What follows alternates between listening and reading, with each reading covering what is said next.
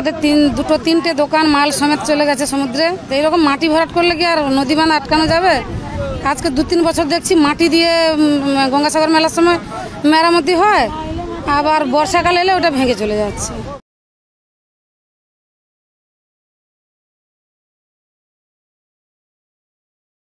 আপনারা আপনাদের দোকানগুলোকে পাড়ের কিনারা থেকে নিরাপদ থেকে সরিয়ে নিন।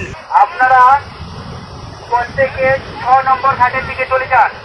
প্রশাসনের তরফ থেকে পাবলিককে সবসময় ওয়ার্নিং দেওয়া হচ্ছে, মাইকিং করা হচ্ছে যাতে কি কোনো রকম দুর্ঘটনা না ঘটে।